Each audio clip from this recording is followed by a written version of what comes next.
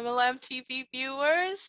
I am so excited. I'm beyond excited. I am thrilled to have one of my favorite designers, somebody that I have been hoping to get on my channel. It is such an honor and a pleasure and a privilege to have my girl Winnie on Hamilam TV today. So hello, Winnie. How are you? Thank you so much for joining us today.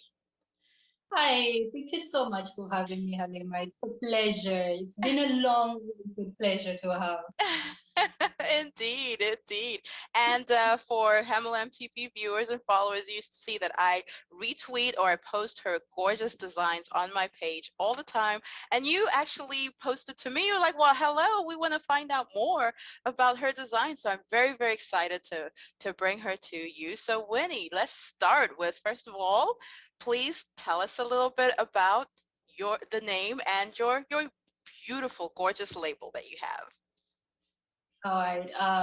So like Halima said, my name is Winnie, and I am a fashion designer, specifically for Wyne Kirabo, the brand of clothing. We cater for women, to women. And maybe as time goes on, we shall include the gents. I know they keep sending me messages and saying, hey, how about us? How about us? But probably let's keep one step at a time and we'll get there. Besides that, I live in Spain, Barcelona to be specific. And I'm originally from Uganda, Mm. down in East Africa. And yeah, yeah, basically, full shell.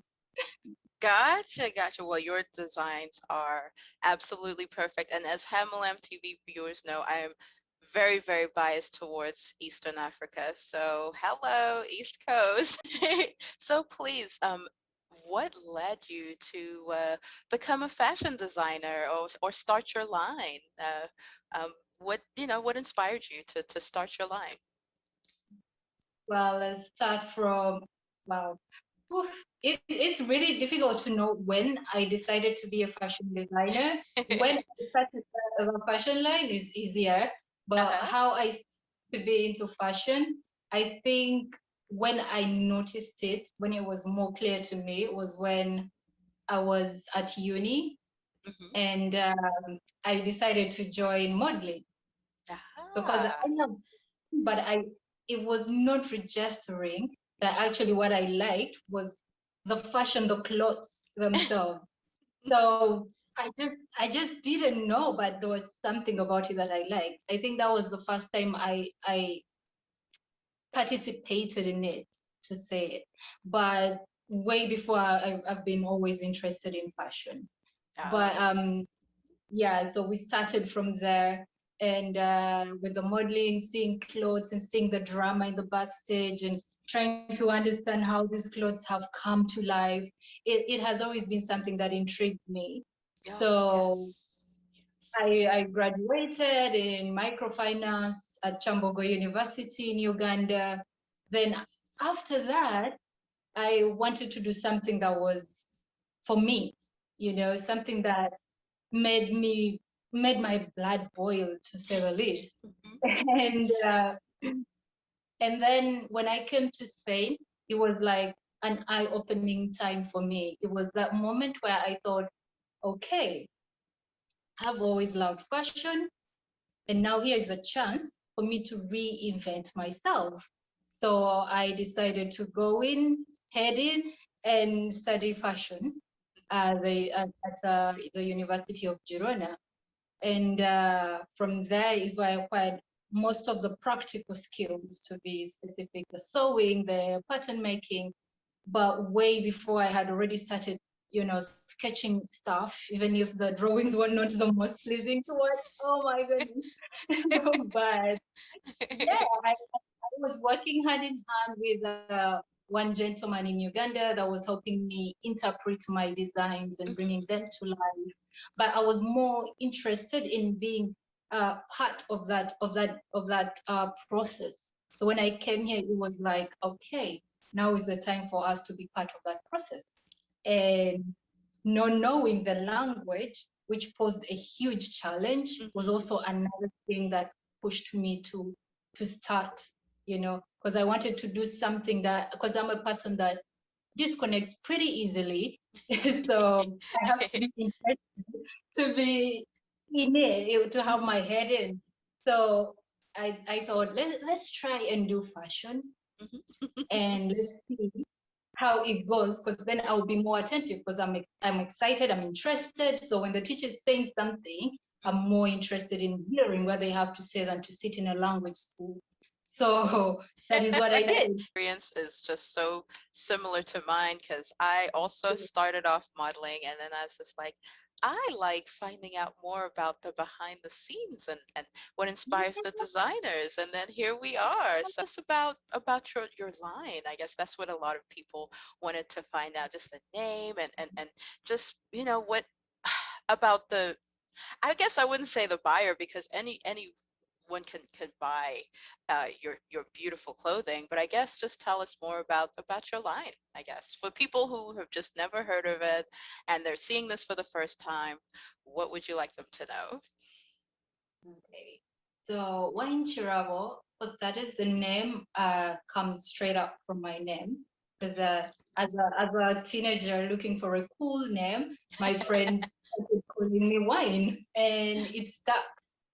They always wrote into the Y instead of an I, the wine. So it was always the Y, and I liked it. And so we cruised along with it since I was, I don't know, 13.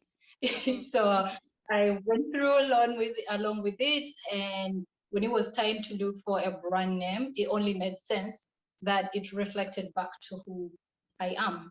And since most of my, I wouldn't say adult life, because 13 is not really adult, but most of my life, my friends have known me as Wine. So I thought, let's go with Wine. Let's first start from there. And that is how the name Wine Kirabo was born. And Kirabo is, if you're from East Africa or if you're from Uganda, you know that Kirabo means a gift. And that was a way for me to tie in who I am into the fashion. When you look at my garments, you will see that they have this mix in them. They have the wine part, which sounds super, I don't know, however way you would like to put it, and then Chirabo, which is more grounded, which is more to the roots. So I wanted to have that juxtaposition in my fashion, and it suited so well. Fact that my fashion represents that. It's the kind that wants to unite both worlds. Because when you look at the fashion industry, it's a global industry, and we need a bit of representation of every culture if possible. And Indeed. everyone, if you're Chinese or Japanese or wherever you're from, Indonesian, you can do that as well. You can mix it in and try to communicate your culture to the world, to mix in the cultures. And being living in a country where there's not so many black, I wanted also the whites here to feel comfortable to wear the garments that we create as Africans. Because my very first garments, they perceived them as so African. They were too bright, scared of the colors. They were woof, too much. And I understood them, and I wanted to cater for that, since the market is not largely Africans where I am per se, Indeed. Indeed. geographically. So I had to introduce them to the African clothing, but in a more lenient and soft way for them to understand it better. So I interpreted it like that. I do not know if I answered your question, Yeah, but you did, and you actually led into the next question, the next most popular question, because coming from Eastern Africa that we both do, color, it's all about just expressing yourself, and color is that it's not going to hold you back. Okay, you express yourself through color. You express yourself. You're just when somebody sees you, they, oh, okay, all right, she has all these multicolors on and everything, but your experience was, okay, you had to kind of, hey, introduce, hey, this is where I'm from, this is my culture, and this is how I express myself within my design. So how is it being a designer in Spain and in Europe, and how is your experience with that? It's an interesting experience because people do have, let's say, generally everywhere you go, people understand fashion differently, you know. And coming from Uganda and understanding how we interpret fashion, for us it's to wear any color you want, any design you want, and we are curvaceous, and so the silhouette of the clothes we wear is totally different, and all of that. And then coming to a place where first the physical being of the woman that is European and the woman that is African, they are totally two different things. So you have to understand their type of body versus the African type of body, so you can make a garment that actually elevates their Okay. physical being, you know. So when you look at my garments, you'll see that I construct them in a way that they fit the woman's body like a glove, because I want to bring out their type of body more than the African type of body that you put it on anybody, on any person, on any woman, it will come out with a curve. And it's not something that is that direct or given where I am. So I have to factor in that part when I'm creating the garment. So basically the fashion here versus the fashion in Africa, Hmm. it's totally different. You have to think about the colors. How will they interpret them? Because everywhere a color represents something totally different. You know, it could be political, it could be social. So you Hmm. have to understand all of these things. You have to factor them all in before you create a garment. If you do a black and red, maybe someone that doesn't support football will look at it and be like, oof, I look like I'm wearing a Barcelona jersey, don't I? So it's all these things you have to factor in. And then you go down in Africa and you put a red and black, and a red and uh, and blue, and no one is thinking in that direction. All they are Hmm. thinking about is like, oh, that looks good. And when you put them in, yeah, I'll be like, yo, hold up, that looks so much political. So Uh-huh. is that kind, is to understand literally what is all around you. So to be a fashion designer in Spain has been that. It has been to understand the bodies of the body of a European woman, and then go back to understand their culture, and then also interpret it in terms of fashion. Literally, that's what it has been for me. And that is the results that you see right now.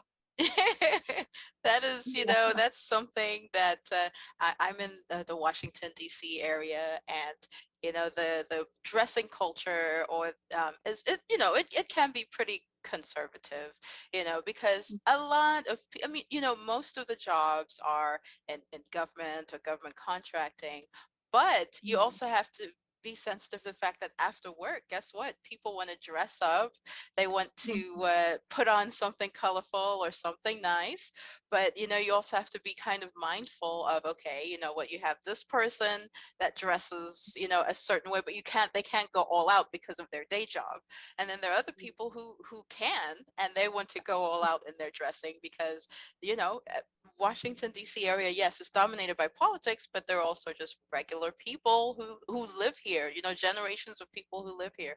So it leads into another question that I have is, your designs, do you focus more on glamorous gowns? Do you do jackets? Do you do casual wear? Or it's just whatever comes to heart? You just like, you know what, I like this, I feel like this today, and this is what I'm gonna make. I'm of the latter. I'm of the latter for real. I I don't think that I follow a particular line. Mhm, I prefer not to put myself in a box. mhm, I started off with gowns, and I noticed that people were putting a certain tag on me of she does more gowny, mhm, nightwear, evening wear, and I thought, no, that is not who I am. So when you see my work, you see that the next collection was more casual, there were more mhm, jumpers and jackets and coats, because I thought, no. Look here, that is not me. I want to do clothes for people.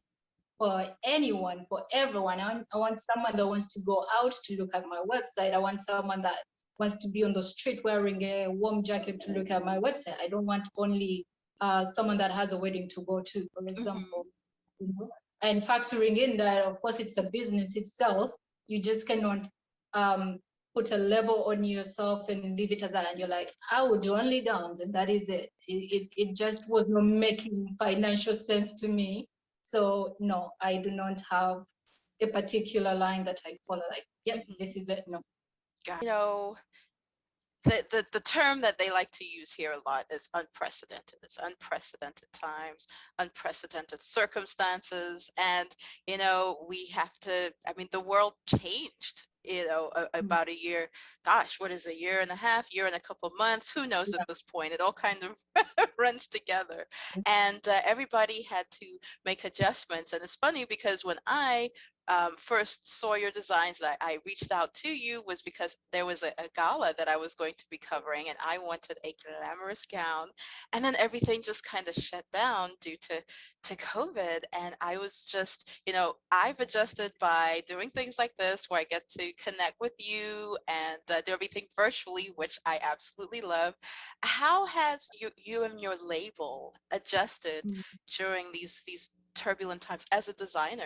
What adjustments or how did things change for your label, and how do you feel moving forward? Would you do like continue doing what you're doing now, or do you think everything's just going to go back to where it was once everybody is vaccinated and everything like that? What have you done to kind of adjust in these times? Well, yeah, they are really tight times. That is true. But I think they've come with a new kind of opportunity because as a designer, I'm not the biggest fashion brand, so to speak. So having such an intimate connection with my followers, with my customers, has been a positive for me because I've been able to launch out in on the internet. And when you do not have financial backup that is as big as all the other fashion brands that of which you have to compete with, regardless of whether you have €5 in your pocket, 100, or I don't know, €1 million, it doesn't matter. Whatever money you have, you're competing with $1 million, €1 million brands, you know. So having the pool of a market at your arm's reach, I think that has been a positive to any smaller designer. For the bigger brands, I'm sure they had their negatives because the shops are down and you still have to pay rent. Hmm. But the thing is that for us, most of our work, since it's custom made and all of that, it wasn't really like touched a lot by the pandemic. Oh, that's good Thank to God for hear. Thank goodness. that. Yes, thank goodness for that. Yeah. And I think that a lot of upcoming designers, yeah, that were trying to build their websites and everything, it has been a plus for us. Mhm. Totally. You found me because you had enough time on your hands. There are a lot of people that are discovering the new designers, the new businesses, because they have enough time on their hands. Otherwise, it's you're coming from work, and on Saturday maybe you have a party, and you go Mhm. to a website that you know sure they have your clothes, and you just Mhm. type in their name. You don't even put in the name of the dress you want. You just type in the name of the company, you Mhm. know. But in That's this true. case, all the time. You're seated in your sofa, you're watching a movie, and it's starting to get boring because you're watching them over and over again, and they're starting to lose interest. And then you pick your phone, and then you're there scrolling around, and then boom, Wyne Kirabo comes around. And Ex- so for exactly. me, yeah, it has been a blessing in these days, to say the That least. that is so good to hear. I'm so glad, and you're absolutely right. That's basically how we met. I was scrolling through and I said, "My goodness, that is absolutely gorgeous," and it just speaks to me, and I want that dress. And then we started connecting, and then everything changed. But you know what? One of these days, I mean, I love the casual wear as well. I want to emphasize to my viewers that she doesn't do only beautiful, glamorous gowns, like she said prior. She does casual wear. She has these beautiful tops, beautiful casual dresses. Oh my gosh. I don't know if you could tell. I am a fan. And obviously, since everybody was like, do it, do it, do it, get her on the channel, you guys are fans too. So before we continue, please let us know your social media handles and your website. So that after this interview, or even during this interview, you could go ahead and go and start shopping.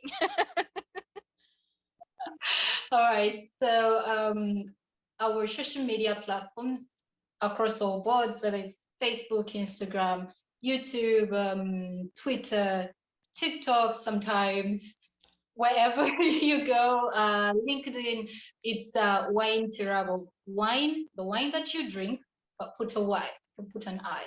The wine that you drink is Y. And then Kirabo is Kirabo.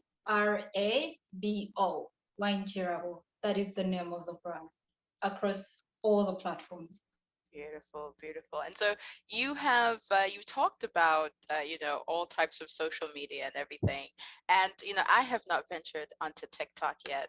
My niece has been like, "Ah, you need to get on TikTok already." But how has connecting with your customers, you kind of mentioned that you were connecting with your customers online, and it's been a little bit of a blessing in disguise. So how is it with this new social media landscape and everybody reaching out to you? How has that been? Like for instance, TikTok, which still, I won't lie, it's still for me. I should get on it, but it's very, very interesting to hear you as a designer. You're on LinkedIn, you're on everything. So what is your experience kind of moving online and connecting with people online and showing your designs off online as well? It's been interesting. It's been interesting. There are all types of people from all walks of life with all kinds of conversations, Can and imagine. and you have to choose it really, really carefully. And being a woman and having your face there, and sometimes the models that are also women, mainly there are conversations that come in that are not really that welcomed. But then there are Gotcha. people that come from a really good place, and I've met a lot of people. I've met you through that. I've met a whole lot of people that are more kind and they're more business oriented, and there's so many opportunities that have come my way because of the social media, literally, that people have phoned me on and have interacted with me and sent me an email or two that have led me to a really comfortable, nice place. So I must Indeed, say, indeed. yeah, I must say social media is a plus depending on how you use it. You have to choose and pick how you hold your conversations. You have to be more professional about a lot of conversations until you understand where someone is standing in their conversation, because you are not talking with someone straight face to face, to read their eyes, to read their body language and know that Hmm. not a good conversation to indulge in. So it's been quite a learning curve. And Yes. yeah, Indeed, luckily I have indeed. someone that helps me as well. So when I'm not able, there is someone that helps me to go through stuff to quicken up the. Yes. Yes, your social media team is A plus plus, organizing, because you are so many hours ahead of me right now in DC, and it was, trying to get everything together. So her social media team A plus plus. So thank you. And now, I one of the things that you had listed on the website was Wine Kirabo Social, and I just wanted you to kind of tell us about that element of your label, and inform our viewers about it. Okay. So Wine Kirabo Shosho is the Shosho side of Wine Kirabo. What we do if we are not making clothes, what do we do? And that is before I met my better half, for my partner, we were he was recording a documentary down in Uganda, Mhm. and while he was there, he met a group of students and stuff like that, and he started working in a social kind of way, in a sense of paying tuition and helping out the kids wherever he could, and we brought that on board, and it's a thing that we do. So basically, what happens is that whenever you buy a garment from us, 5% of whatever you pay from that garment goes to either paying tuition for someone down in Uganda, and that is northern Uganda to be specific. So we pay, and they have to be girls. They have to be Mm-hmm. girls that are excited to be in school, but then they do not have the financial capacity from home. So we help them in that way. Whatever you pay to maybe a dress or a jacket, whatever you buy, 5% pays school fees for someone, or it pays for their scholastic materials, but something geared towards education. So That in a is nutshell, what Wyne Kirabo Shosho does. Yeah. That is so lovely. I really, that's something that I'm so passionate about is highlighting designers and their causes that you are passionate about, because that's one thing that I love is that you take your time, you're taking the time to go ahead and help the young ladies in northern Uganda get their education, which is so important. It is so important. So that is so lovely. And that is a component that is part that is part there. And you can find more information on her website, which I will put below. And another very popular question that I got from my viewers, and you kind of touched on this before, but what do you love about being a fashion designer? I mean, any kind of career, there are the ups and the downs, the lefts and the rights, and the unexpecteds. But what do you love, or what's your favorite part about being a fashion designer? It's to bring something to life that was in my head. That I think that is one reason that really encouraged me to take it on. It's the fact that I can think of something. Because when I was working with someone, I could tell them what I wanted. I could try to sketch it, but my design language was so bad. He could not interpret what I had in my head, and it baffled me so hard, like for real. And then the thought of I can now think about a design. I can be seated at the street and see someone walking by, and I look at them and I think, oh my God, that jacket, its material, if it was a dress, it's not wearable. It would be so hot, but God, imagine how beautiful it would look. And just to have that in my head, and knowing that I can actually do it. If I woke up in the morning and say, that dress that I thought about, I want to try it. And to think that I can do it, hands down, I'm done. That's it. That's it. That's it. It's a highlight I for me. love. How would you define your or just personal style? There's the glamorous side, there's the colorful side, but what is what is your personal style? Like what are you stepping out in,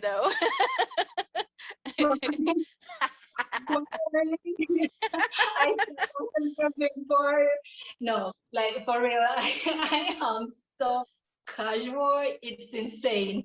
I am so casual. You will catch me in sweatpants. You will catch me in jeans and t-shirts.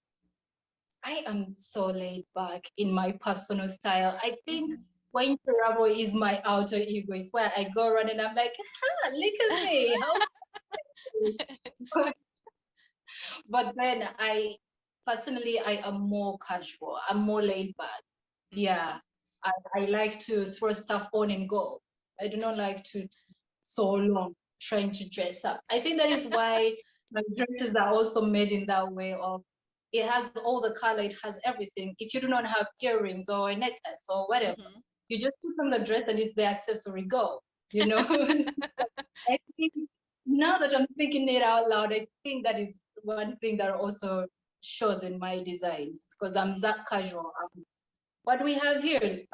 Okay, jeans, put them on and get a shirt, put it on, button up. Let's go. That is me, literally. Okay, Or and then um, before everything kind of shut down, you're done. several fashion shows and everything, and people just wanted to know, like, what was the last fashion show that that you were able to participate in, and how was that experience? The last fashion show was in December. Yeah, yeah, it was in December Hmm. 2019 with a live audience. Of course, I've done some that were virtual Hmm. after that during the whole madness, but Yes. before that it was in December, and it was a charity show. We Hmm. were doing a charity fashion show with a lot of designers. We usually come together every December to do a charity show for a medical cause here in in the Catalonia region. It's called Okay. Catalonia. Okay. That was Catalonia.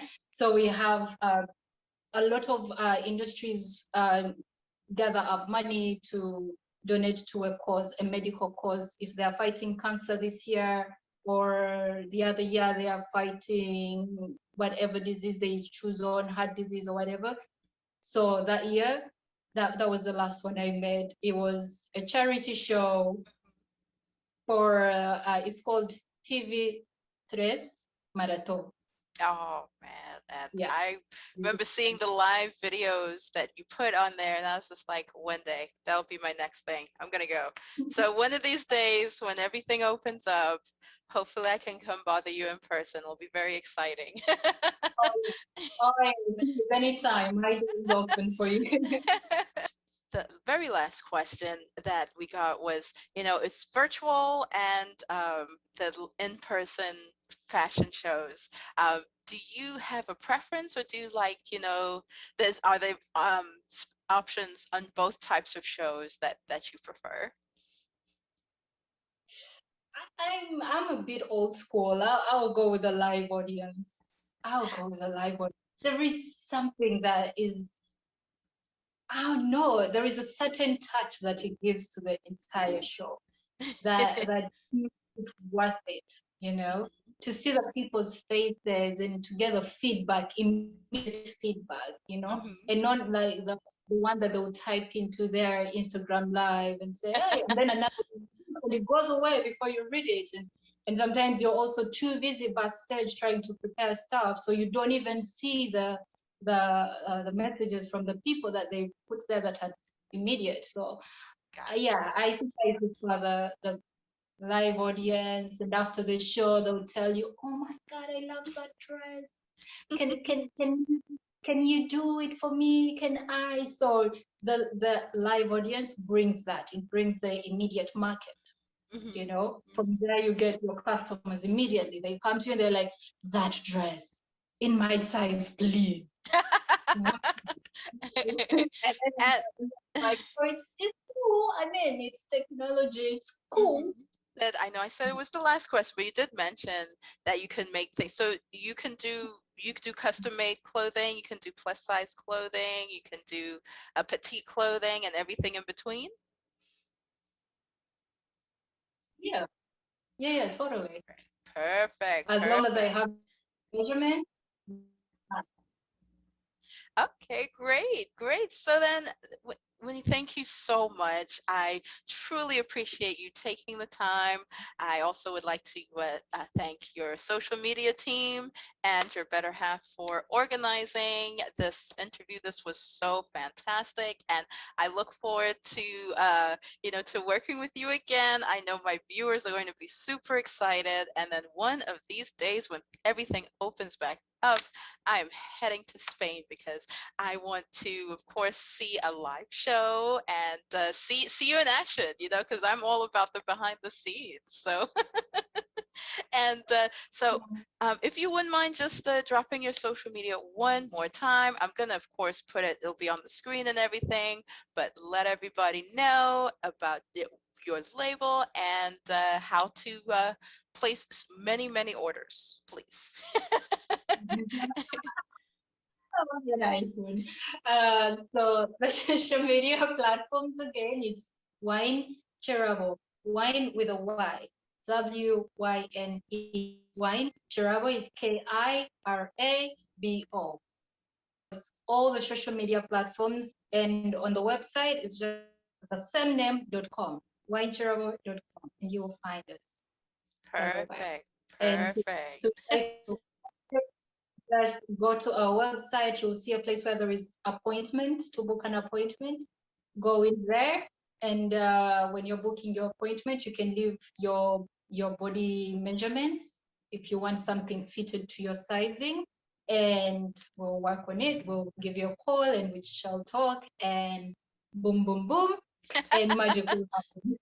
Yes, because your designs are magical, and I'm not just saying that. As you know, Pamela MTV viewers, I have always been a fan, even prior to the interview. I'm just so glad that you guys felt my passion towards her beautiful designs and that we were able to bring all of this together. I cannot wait to see what the future holds and what your next collection is. But of course, we're going to shop your current collection. So thank you all so much for watching. Thank you, Winnie, so much for your time. And everyone have a fantastic day. All right.